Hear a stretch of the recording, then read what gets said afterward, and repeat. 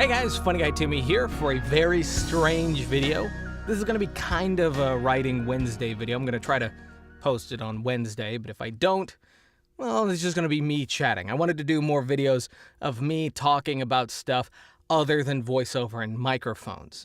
You know, just to branch out and, you know, do some more interesting videos. And this was just something that I wanted to talk about because I had seen it posted on Facebook and Twitter and YouTube a couple times. I don't know if this is true, but I wanted to talk about it and just share my thoughts, just because I thought it'd be an interesting video. So the topic is that Henry Cavill supposedly, or is rumored, I don't know if it's true, is out as Superman because of allegations or stuff he's being accused of. Again, I don't really follow much of that, or haven't really followed much of that, but if that's true, that's true. If it's not, it's not. I don't care. The Facebook post that I had seen a lot was a lot of people saying that, you know, the guy who played the villain in Black Panther, I apologize, I don't know his name. I'm terrible with names.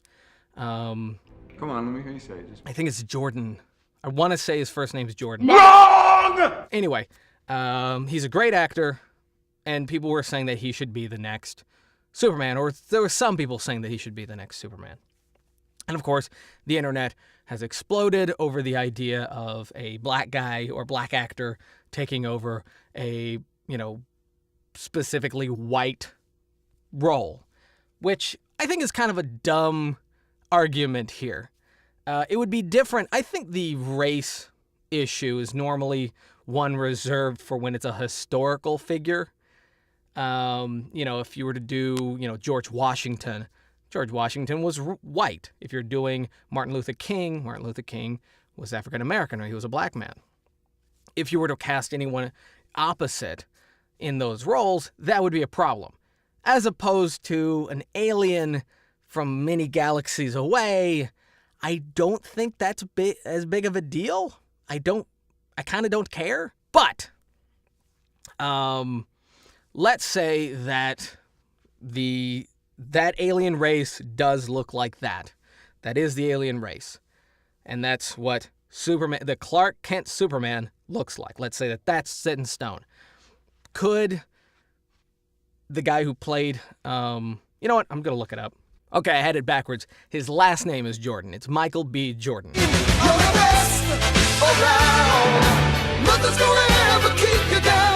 There we go. I got Jordan. I was close. I got a third of it. Again, he's a great actor. I actually loved Black Panther.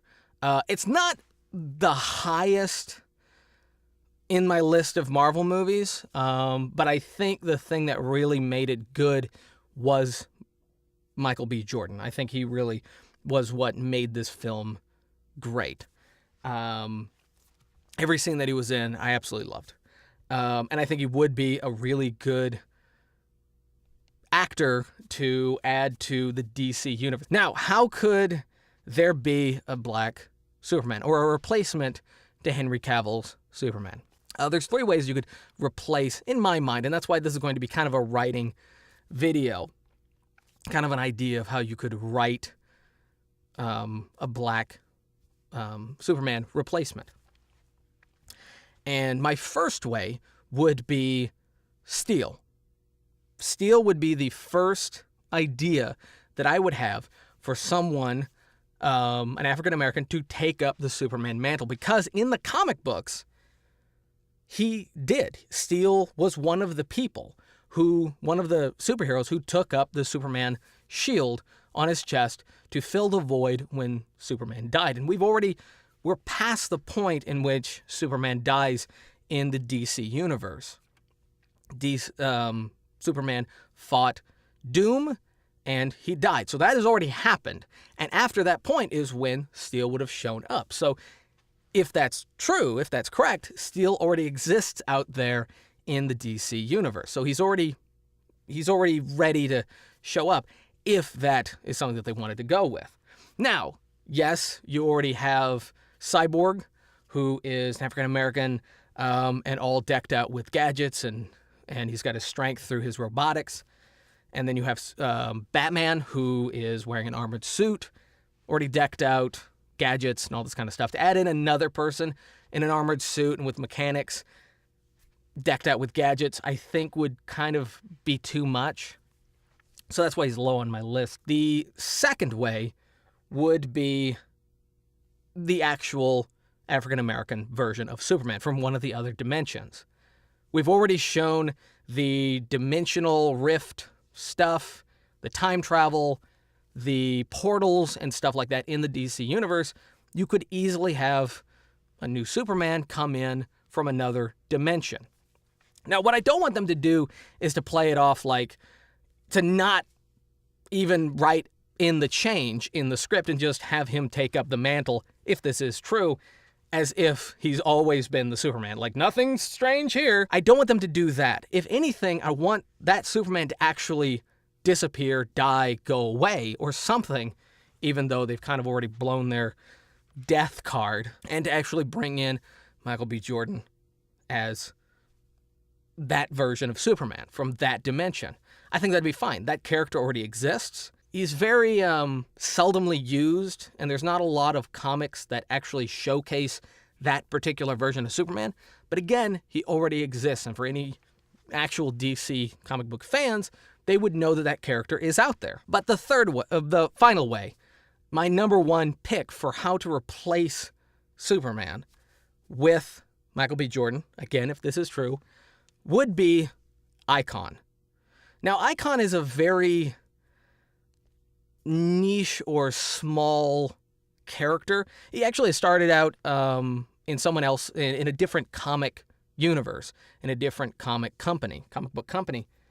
But it was incredibly successful in its own right, and then DC bought.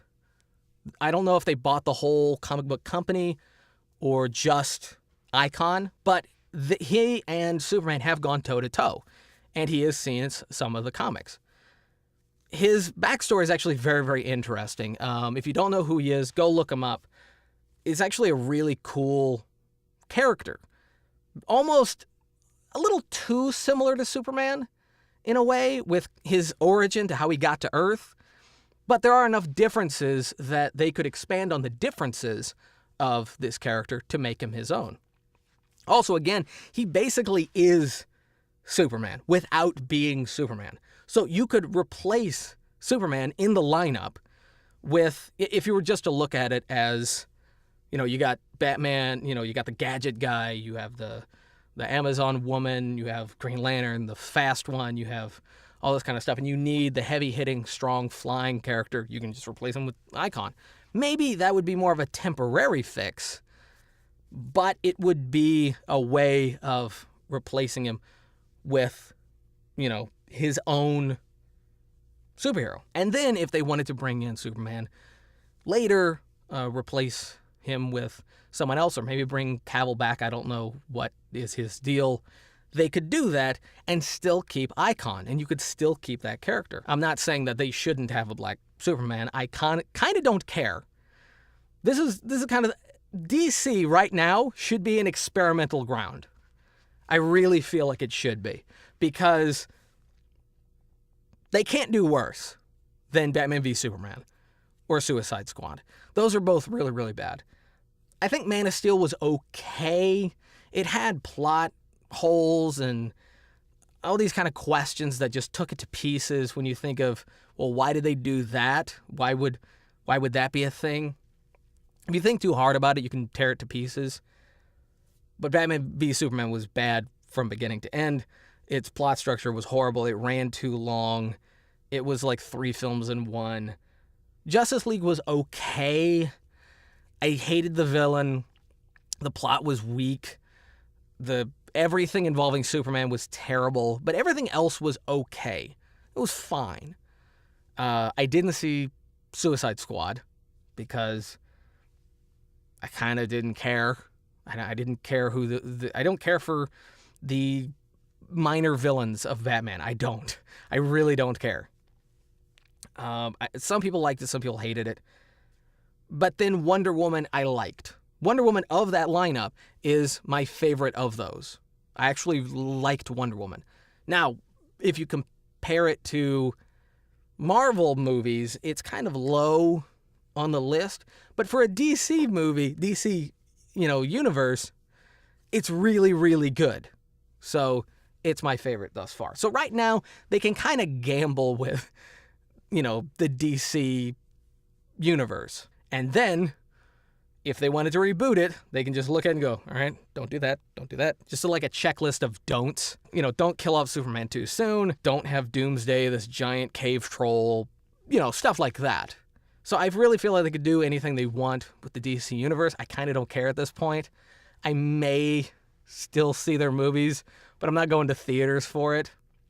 So they can kind of do whatever they want. From a writer's perspective, I think the easiest way would be either with those three replacements would be steal I don't want to call him Black Superman. I don't know.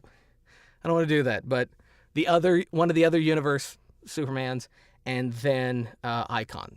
Those would be the three ways that I would do it, and really write it in as he's not there to replace him. He just so happens to come in at around the same time that Superman just goes missing. As long as it's written really, really well, you can do really anything. I mean, think about this. Nobody really cared for Ant-Man in the comics. Nobody cared for Ant-Man. Ant-Man was the throwaway character. But Marvel wrote really good scripts, picked really good actors and directors, and actually made us care about this really minor character who has never really played that big of a part, except for maybe creating Ultron in the original comics. They made it Tony Stark in the Marvel Universe, which I think was a good choice. But originally, that was really the only contribution I can think of Ant-Man. So with good writing, they were able to make him a character that people cared about. And now he's, a really top-tier favorite. People, love his personality. He's funny. The films are really well written, really well done, well directed, really good effects.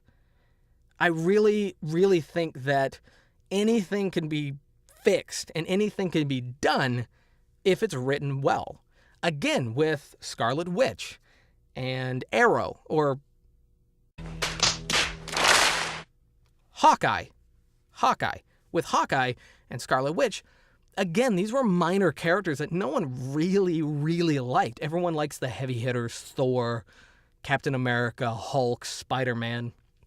Anyone below them is kind of meh, but Marvel has done a really good job of fleshing out every single individual character and writing them in a way that the fans like. And I think that is what DC is not doing.